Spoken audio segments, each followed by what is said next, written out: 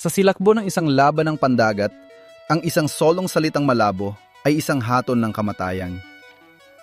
Isipin ang kaguluhan, usok, mga kanyon, at isang kapitan na sumisigaw ng kaliwa habang ang timonel ay nauunawaan ng kabaligtaran.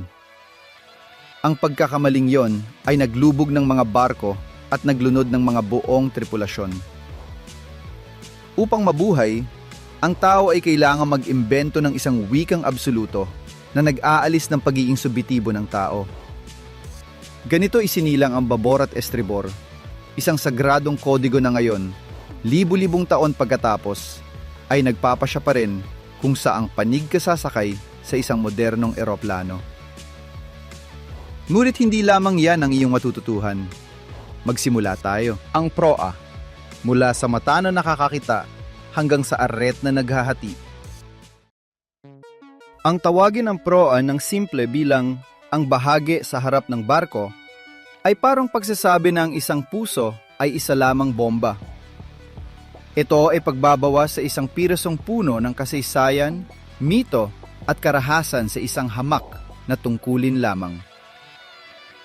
Upang maunawaan ang tunay nitong espiritu, dapat tayong maglakbay pabalik sa panahon hanggang sa mga katubigan ng sinaunang Mediteraneo.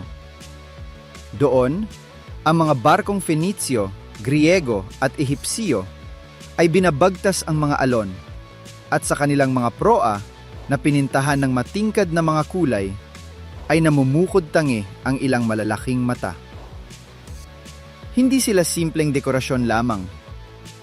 Ang mga kulturang iyon ay naniwala sa paraang malalim at literal na ang barko ay isang nilalang na buhay, isang nilalang ng dagat. At ang bawat nilalang ay nangangailangan ng mga mata upang makita ang kanyang daan, upang iwasan ang mga nakatagong panganib, upang hindi masaktan ang mga Diyos na kailaliman sa pamamagitan ng pagbangga sa mga sagradong bahura. Ang proa ay ang mukha, ang pagkakakilanlan, ang nakikitang kaluluwa ng barko. Ngunit ang kaluluwang iyon ay mabilis na nagpakita ng kanyang mas madilim at pragmatikong panig. Sa pagdating ng mga digmaang pandagat, ang tungkulin ng proa ay nagbago mula sa paningin patungo sa pagwasak. Bago ang mga kanyon, ang laban ng pandagat ay isang visceral na usapin ng pagbangga at pag-akyat. Ganito isinilang ang espolon. Ang mga inhinyerong pandagat ng mga sibilisasyon tulad ng Gresya o Roma ay pinatitibay ang proa gamit ang tanso na hinuhubog ito sa isang dulo na solido at nakamamatay, isang aryete sa ilalim ng dagat. Ang barko ay tumigil sa pagiging isang transportasyon upang maging isang bala sa isang lumulutang na sibat na 30 tonelada. Ang taktika ay simple at brutal. Sumagwan ng may poot patungo sa gilid ng kaaway at hatiin ang kanilang mga kahoy gamit ang isang tuyo at mapanirang tama. Ang proa ay ang definitibong sandata na idinisenyo para sa iisang layunin: gumawa ng daan sa pamamagitan ng katawan ng karibal. Ang panahong ito ng espolon ay tumagal na mga siglo. Ngunit ang mundo ay nagbago. Dumating ang pulbura at mga kanyon, at ang mga labanan ay ipinaglaban sa malayo. Ang mga barko ay nagsimulang magsagawa ng mga paglalakbay sa mga karagatan, na hinaharap hindi ang mga kaaway na kahoy, kundi ang bukas na karagatan, ang mga along kasing laki ng mga bundok, at ang mga bagyong tumatagal na mga linggo. Ang proa ay kailangang mag-imbento muli ng kanyang sarili. Ang kanyang bagong kaaway ay ang tubig mismo. Tumigil ito sa pagiging isang mapurol na dulo para sa pagbangga at naging matulis, tumaas, idinisenyo bilang isang higanteng talim. Ang kanyang misyon ay hindi na butasin, kundi hiwain. Hiwain ang mga alon ng may kahusayan. Hinahati ang mga ito at inililihis ang mga ito. upang ang barko ay mapanatili ang bilis nito at, ang pinakakrusyal, upang ang mga pader na iyon ng berdeng tubig ay hindi walisin ang kubyerta at tangayin ang mga tao, ang mga layag at ang mga supply sa dagat. Ang proa ay nag-evolve mula sa isang sandata sa isang kamay ng kaaway patungo sa isang kalasag laban sa poot ng kalikasan. Ang pagbabagong ito mula sa mistikong mata patungo sa aryete na tanso at sa wakas patungo sa talim ng kaligtasan ay nagsasabi sa atin tungkol sa esensya ng navigasyon, ang mag-adjust o mamatay. Ang popa, ang kastilyo ng kapangyarihan at ang takong ni Achilles. Kung ang proa ay ang kamao, ang popa ay ang utak. At sa hierarkical at brutal na mundo ng mga sinaunang barko, ito rin ay ang palasyo. Huwag isipin ang popa bilang bahagi lamang sa likuran. Isipin ito bilang tor ng kontrol, ang himpilan at ang apartment na luksuryoso, lahat sa isa. Sa panahon ng layag, ang kapitan at ang mga nakatataas na opisyal ay namumuno mula rito. Bakit? Dahil sa tanawin.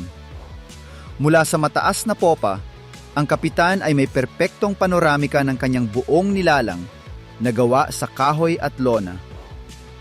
Nakikita niya ang gawi ng bawat layag, ang tuwid o paikot-ikot na bakas na iniwan ng barko at ang abot tanaw na dumarating.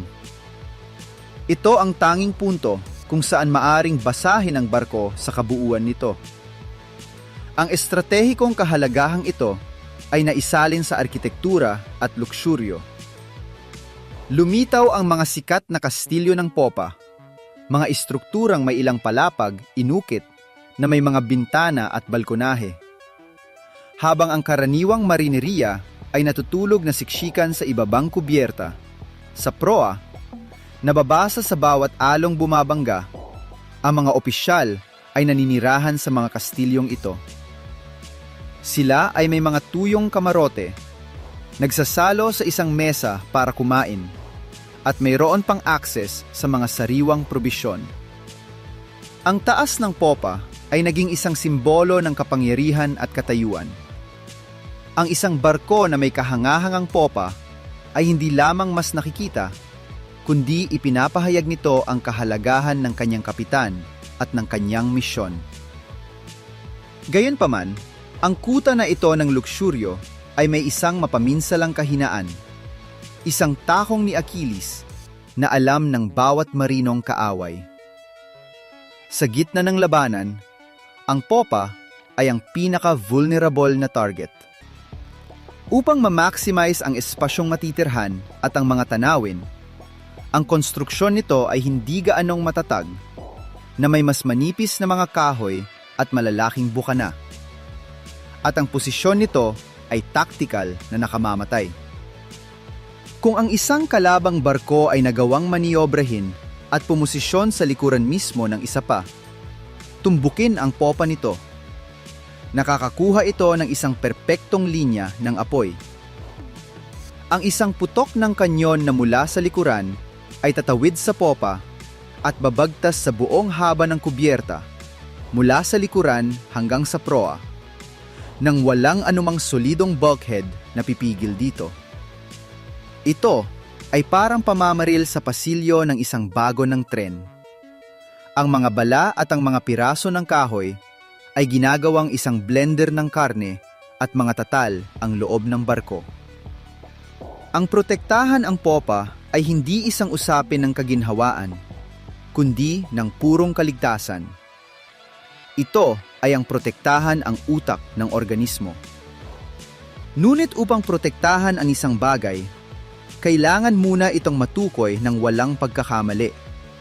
At para doon, ang wika ay kailangang mag-evolve lampas sa harap at sa likod. Kailangan ito ng isang kodigo para sa mga panig.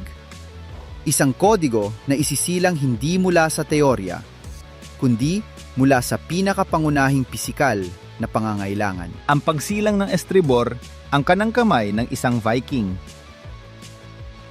Kalimutan muna ang mga modernong timon, ang mga makinang diskong iyon sa mga saradong kabina. Maglakbay tayo sa malamig at mailap na hilaga ng ika-10 siglo, sakay ng isang Drakkar Vikingo. Ang barkong ito ay hindi isang lumulutang na palasyo. Ito ay isang kagamitan para sa eksplorasyon, kalakalan at pagnanakaw. Mahaba, makitid, at nakamamatay ang kahusayan. At upang pamunuan ito, walang gulong. Mayroong isang timon de espadilla. Isipin ng isang higanting sagwan, isang pala na gawa sa kahoy na roble, na kasing taas ng isang tao, na nakakabit gamit ang mga sinturon na balat sa kanang panig ng popa. Ito ang manibela ng Drakkar. Ang lokasyon ay hindi isang pagkakataon. Ito ay isang desisyong idinikta ng biyolohiya ng tao. Ang karamihan sa mga tao ay kanete. Ang isang timonel na Vikingo na hinaharap ang mga mapanganib na agos ng fiyordo o ang bukas na alon ng dagat ng Hilaga ay nangangailangan ng lahat ng kanyang lakas at kasanayan upang igalaw ang mabigat na palang iyon laban sa presyon ng tubig. Ang gamitin ang kanyang malakas na braso, ang kanan, ay ang lohikong opsyon, ang isa na nagbibigay ng kontrol at lakas. Kaya, ang timon ay inilagay ng halos universal sa kanang panig ng popa. At dito ay kung saan ang wika ay humahalo sa aksyon. Sa sinaunang Nordiko, ang wika ng mga manlalayag na iyon, ang panig na ito ng timon, ay tinatawag na stiri board. Ang stiri ay nangangahulugang timon, ang nagpapatakbo.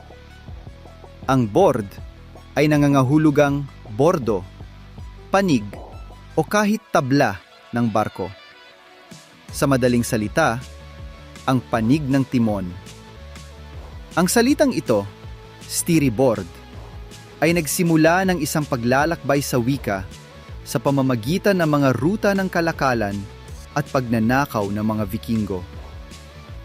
Nakapasok ito sa mababang Aleman, sa Neerlandes, at sa wakas ay dumating sa Ingles bilang starboard at sa Espanyol bilang estribor. Hindi ito isang terminong abstrakto. Ito ang fossilized na bakas ng wika ng isang Vikingong kanete na mahigpit na humahawak sa isang sagwan ng pamumuno 1,000 taon na ang nakalilipas, na nagyelo magpakailanman sa wika ng bawat marinong sumunod sa kanya. Ang estribor ay hindi nangangahulugang kanan. Nangangahulugan itong ang panig kung saan naroon ang timon. At ang simpleng praktikal na desisyong iyon na ginawa sa maginaw na kadiliman ng isang fiyordo ay magpapakawala ng isang kadena ng mga kahihinatnan na muling huhubog ng buo sa operasyon ng lahat ng mga barko sa mundo. Babor, ang girid ng daungan at ang salitang kailangang patayin. Ang pagkakaroon ng estribor, kasama ang kanyang masiselang timon, ay lumika sa pamamagitan ng default ng identidad ng kabilang panig. Kung hindi ka makakalapit sa isang pantalan sa kanan, kailangan mong gawin ito sa kaliwa. Ang panig na itong kaliwa ay naging banda ng pagdaong, ang operasyonal na harapan ng barko. Dito isinasakay ang mga probisyon, umaakyat ang tripulasyon, ibinababa ang mga ninakaw. Ito ang panig ng daungan, ng pakikipag-ugnayan. Sa Espanyol, minana natin ang terminong babor mula sa Neerlandes na backboard. Ang back ay nangangahulugang likod dahil ang timonel, kasama ang kanyang kanang kamay sa timon ng estribor, ay literal na nakatalikod sa panig na ito. Ito ang panig ng likod. Ngunit sa mundong Anglo-Sajon, sa loob ng mga siglo, Ang kaliwang panig ay kinilala sa isang pangalang iba at problematiko: larboard. Pinaniniwalaan na ito ay mula sa ladeboard o loadboard, ang panig kung saan nagkakarga. Mayroon itong lohika, ngunit naglalaman ng isang nakamamatay na depekto. Bigkasin ng malakas, larboard. Ngayon bigkasin, starboard. Sa katahimikan ng isang silid, sila ay natatangi. Ngayon isipin ang mga salitang yon na isinisigaw sa ibabaw ng ugong ng isang unos. Ang lagutok ng mga layag at ang dagundong ng isang bagyo. Hard to larboard! Hard to starboard! Sa kaguluhang akustiko, sila ay nagiging mga tunog na halos magkapareho. Isang punema ng pagkakaiba sa pagitan ng isang utos na nagliligtas ng buhay at ng isa na naglulubog ng barko. Hindi ito isang theoretical na abala. Ito ay isang critical na pagkakamali sa software ng komunikasyon ng isang buong plota. Ang laban ng akustiko, kapag ang dalawang salitang masyadong magkapareho ay naglulubog ng mga barko. Ang mga archive ng pandagat ng ika-18 at ika-19 na siglo ay puno ng mga trahedyang iniuugnay sa kalituhang ito.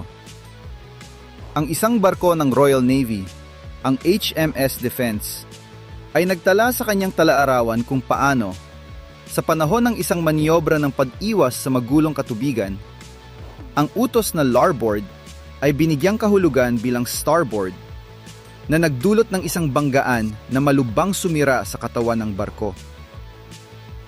Hindi ito isang nakabukod na kaso. Ang mga ulat mula sa mga kapitan ay bumabanggit ng mga nakamamatay na hindi pagkakaunawaan at mga pagkakamali sa pamumuno sa mga kritikal na sandali na laging iniuugnay sa pagkakatulad ng mga termino. Ang problema ay umakyat hanggang sa pinakamataas na antas ng almirantazgo.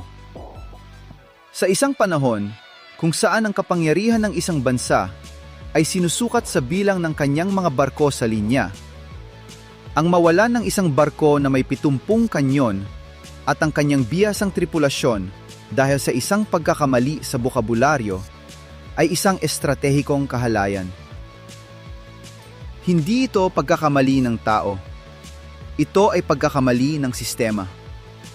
Ang presyon ay naging hindi matitiis. Ang mga manual na pandagat ay nagsimulang magrekomenda sa parang hindi opisyal ng paggamit ng port, daungan, bilang isang mas malinaw na alternatibo sa larboard.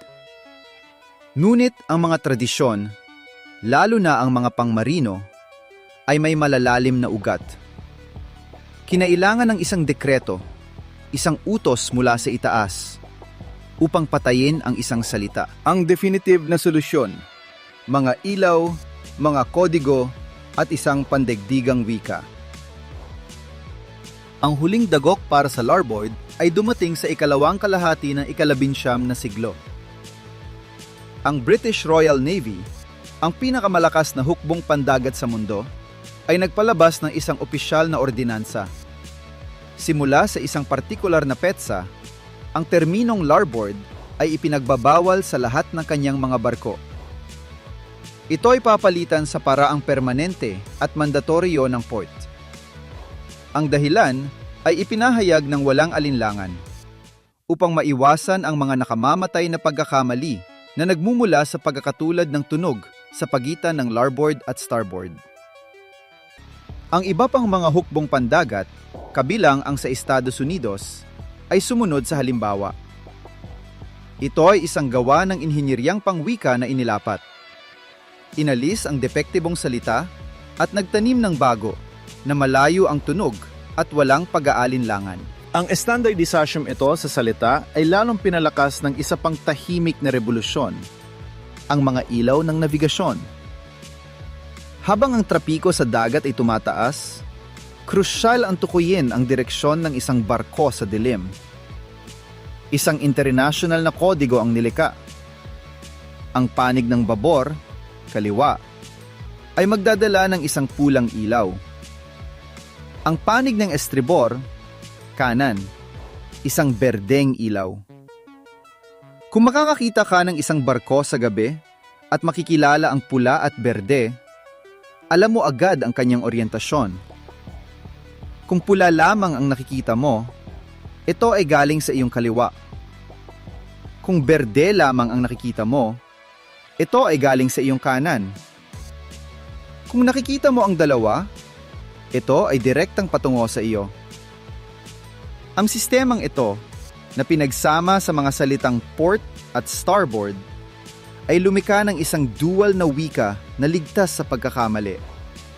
Isa na verbal at isa na biswal. Parehong universal at absoluto. Ang subjetibong kaguluhan ng kaliwa at kanan ay tuluyan ng naalis mula sa dagat, Ang pamana sa aspalto at sa himpapawid.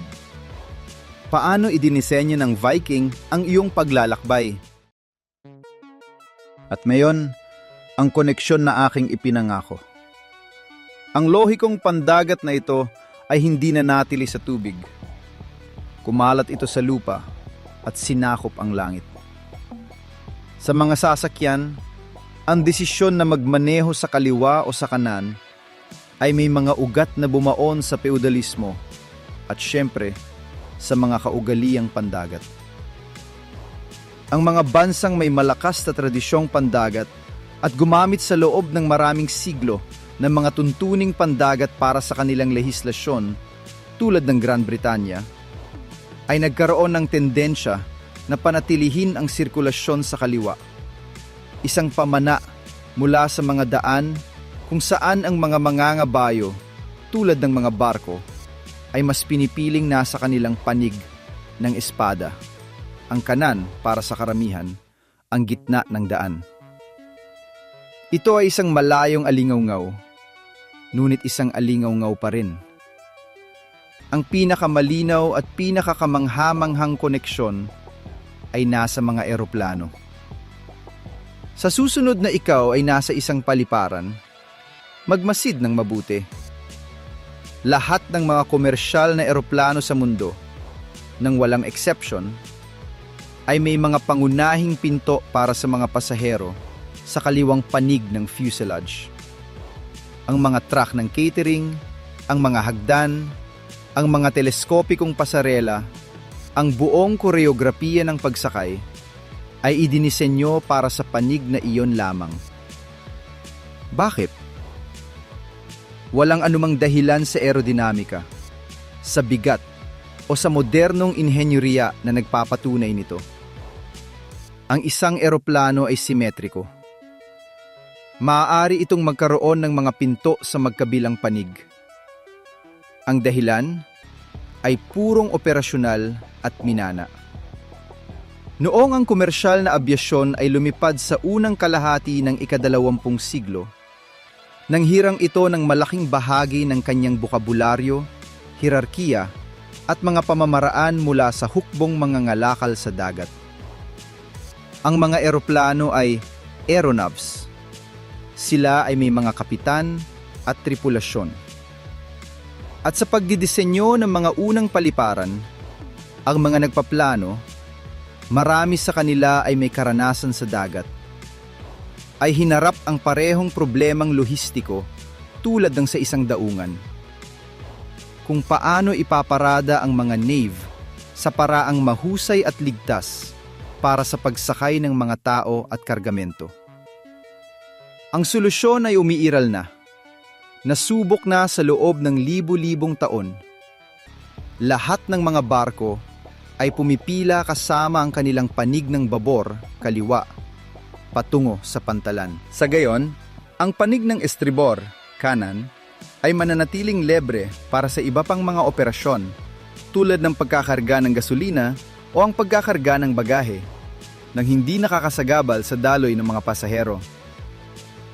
Ito ay isang pandaigdigang kumbensyon, isang hindi nakasulat na pamantayan na nag-aayos sa trapiko sa himpapawid sa mundo. Sa bawat pagkakataon na sasakay ka sa isang eroplano sa kaliwa, tinutupad mo ang isang tuntunin na nilika upang hindi masira ang kahoy na timon ng isang Viking ng Drakkar. Ang babor at estribor, sa makatuwid, ay hindi mga terminong luma o kakatwa ng isang mundong lumipas. Sila ang rurok ng isang mahabang proseso ng ebolusyon para sa kaligtasan. Kinakatawan nila ang tagumpay ng absolutong katumpakan laban sa nakamamatay na kalituhan, ng internasyonal na estandardisasyon laban sa kaguluhan ng lokal na wika. Sila ay isang monumentong pangwika sa ideya na kapag ang pagkakamali ay hindi katanggap-tanggap, ang wika ay dapat maging hindi nagkakamali. Ang kwentong ito ay isang makapangyarihang paalala na ang ating modernong mundo na tila pinamamahalaan ng pinaka-advanced na teknolohiya ay nakasandal sa malalalim na patong ng mga pragmatikong solusyon na ginawa mga siglo na ang nakalilipas. Ang mga bakas ng mga desisyong iyon ay nakapaligid sa atin, sa panig kung saan tayo nagmamaneho, sa mga ilaw ng ating mga sasakyan, at sa paraang mas makata, sa simpleng pagkilos ng pagsakay sa isang eroplano. Ang kasaysayan ay hindi umuulit, ngunit ang kanyang mga pinaka-eleganteng solusyon, ang mga lumulutas sa mga pangunahing problema ng komunikasyon at kaayusan, ay naglalakbay kasama natin. Tinatawid nila ang mga karagatan ng panahon at nagkakatotoo sa mga ritual ng ating pang-araw-araw na buhay. Kaya sa susunod na marinig mo ang babor o estribor, huwag isipin ang mga lumang salita. Isipin ang isang kodigo ng buhay o kamatayan. At kapag sumakay ka sa isang eroplano sa kaliwa, tandaan, sinusundan mo ang bakas ng isang Vikingo na, nang hindi nalalaman, ay gumuguhit ng daan hindi lamang para sa kanyang barko, kundi para sa buong mundo.